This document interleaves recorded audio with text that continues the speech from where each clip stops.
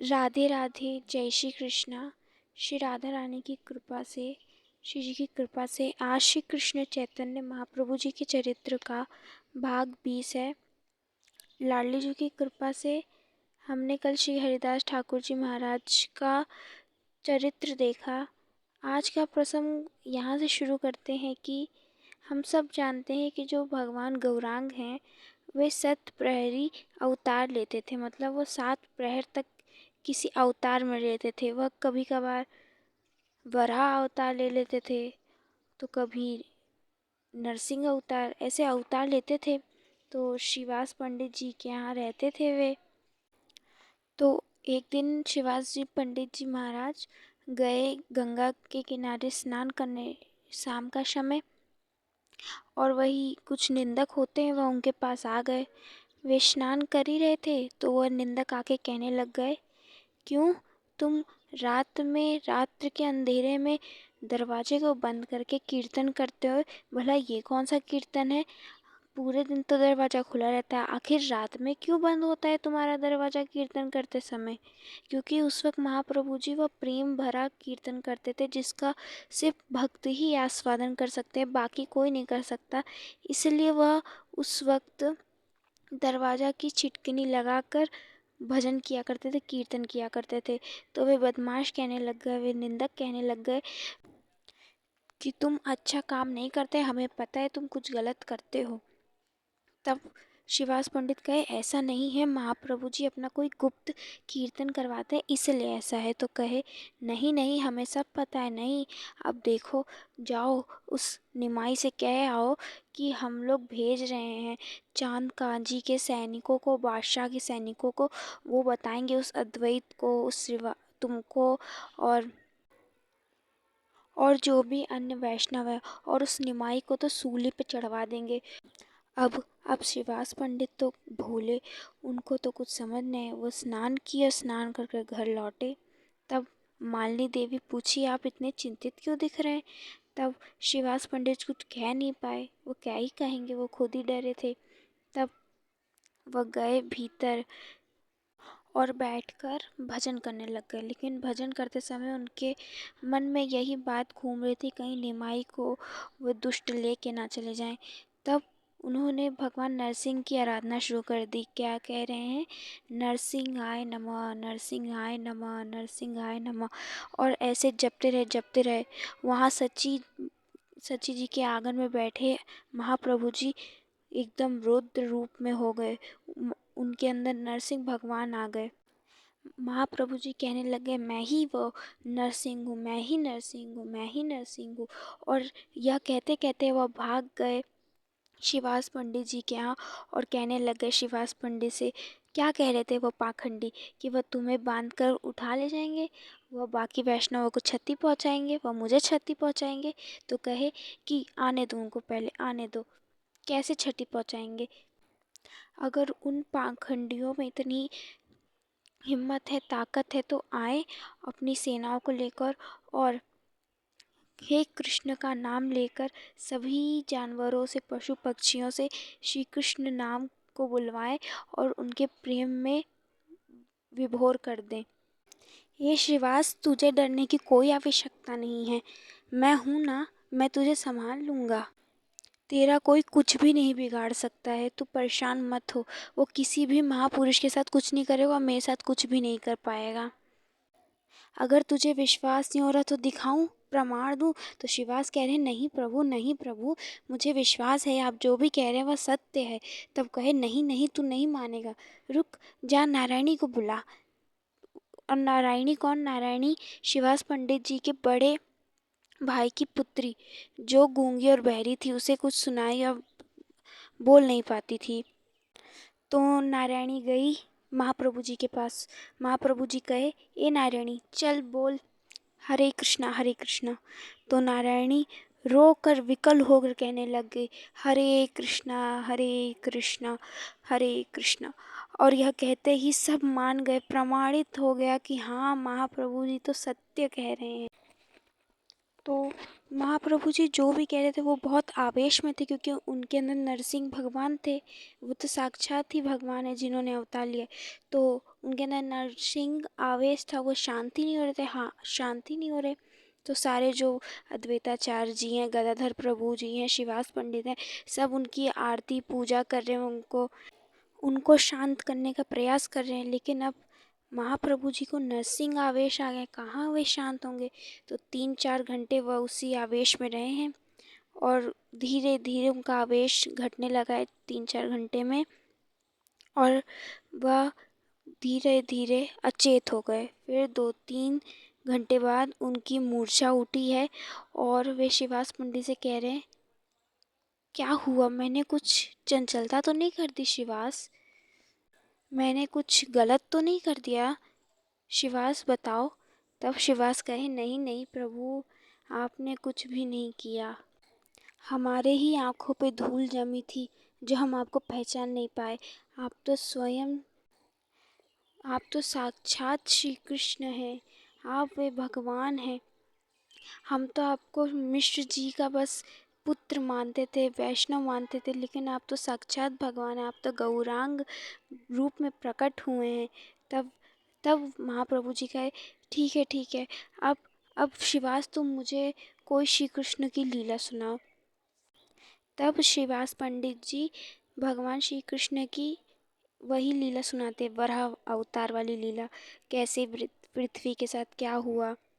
फिर भगवान वराह ब्रह्मा जी की नासिका से प्रकट हुए, कैसे बड़े होते गए, और कैसे उन्होंने अपने 2 दांतों पर पृथ्वी को ले लिया, धारण कर लिया। तब यह सुनते भगवान को फिर आवेश आ गया, वराह भगवान का आवेश आ गया, कहने लगे, मैं वराह हूँ, मैं वराह हूँ, मैं वराह हूँ। फिर सबने भगवान के वराह रूप का दर्शन किया। तो फिर भगवान महाप्रभु जी आवेश में आ गए वराह अवतार में। फिर वराह अवतार की सब पूजा कर रहे हैं, दर्शन कर रहे हैं, तुलसी तुलसी निवेद कर रहे हैं, चरणों में जल चढ़ा रहे हैं, उनकी पूजा आरती कर रहे हैं, फिर उनको शांत कर रहे हैं। फिर वह 7 प्रहर तक उसी में लीन रहे। ऐसे भगवान महाप्रभु जी 7-7 प्रहर भगवान का अवतार लेते हैं। कभी श्री राम की अगर सुन ली तो श्री राम का अवतार ले ले, श्री कृष्ण की सुन ली, श्री कृष्ण, वामन, ऐसे सबकी अवतार की लीला लेते, और सब फिर जल चढ़ाते। सब अद्वैता महाप्रभु जी, गदाधर, श्रीवास पंडित, सब जल चढ़ाते। तो वहीं पे एक दुखिया रहती थी, दासी थी। वह दुखिया खुद तो नहीं भगवान को जल चढ़ाती थी, वो महाप्रभु जी को। तो वह घड़ा भर के लाती और कहती, जाइए श्रीवास पंडित, आप मेरे तरफ से उन्हें चढ़ा दीजिए। वो बार बार जाती, घड़ा भर के लाती और देती श्रीवास पंडित को, तो श्रीवास पंडित चढ़ाते। तब महाप्रभु जी कहे, ये कौन है, ये कौन है, ये कौन है। तब वो कहे, ये दुखिया है। तब वो कहे, नहीं, कोई भी भक्त के पास रहकर कभी भी दुखिया नहीं हो सकता, जाओ उस दुखिया को बुलाओ, वह मुझे जल चढ़ाए। तब श्रीवास पंडित कहे, आज तुम्हारे भाग्य धन हुए, तुमको आज महाप्रभु जी बुला रहे हैं, कह रहे हैं तुम जाकर उन्हें जल चढ़ाओ।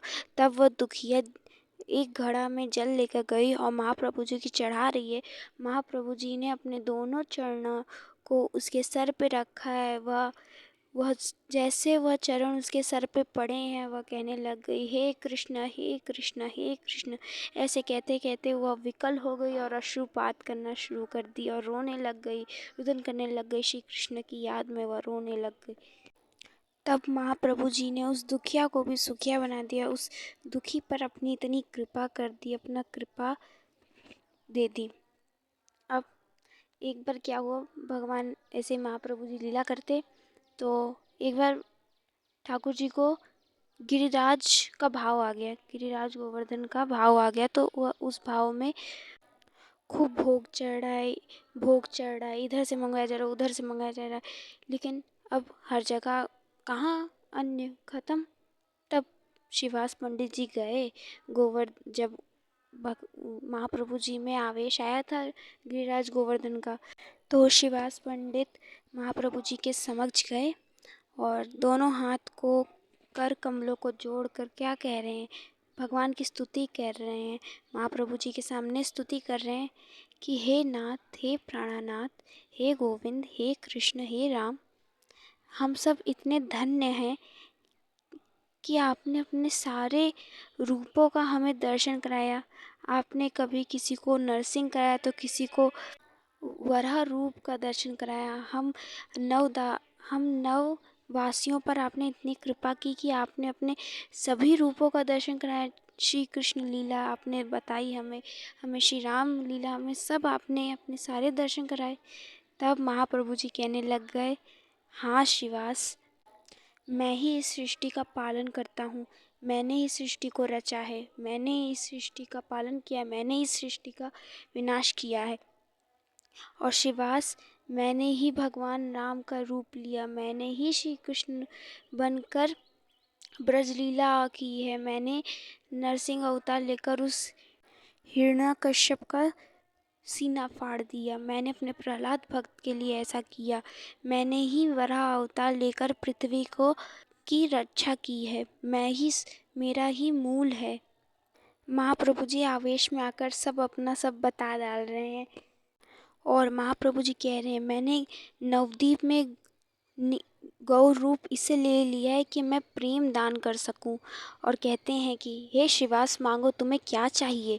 तब श्रीवास पंडित कहते हैं कि हे नाथ, मुझे सिर्फ आपकी कृपा चाहिए और कुछ नहीं चाहिए।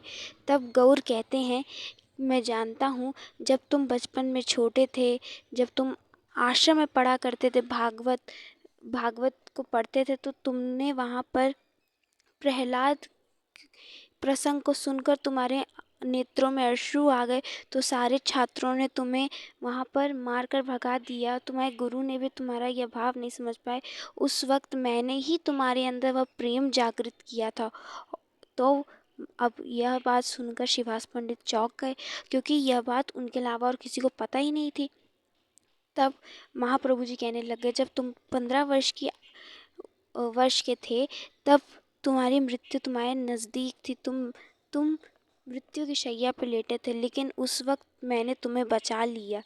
तब श्रीवास पंडित तो रुदन करने लग गए कि मेरे नाथ, मेरे प्राणनाथ मेरे साथ सदैव थे।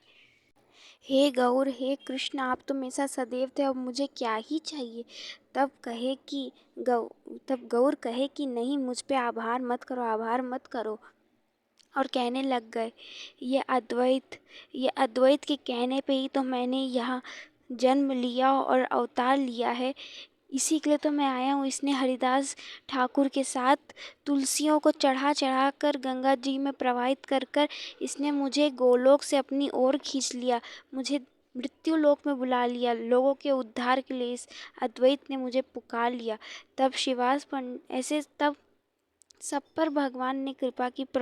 महाप्रभु ने कभी गदाधर प्रभु पर कृपा की, तो कभी श्रीवास पर, तो कभी अन्य भक्तों पर, मुकुंद दास पर, गोविंद दास पर कृपा की।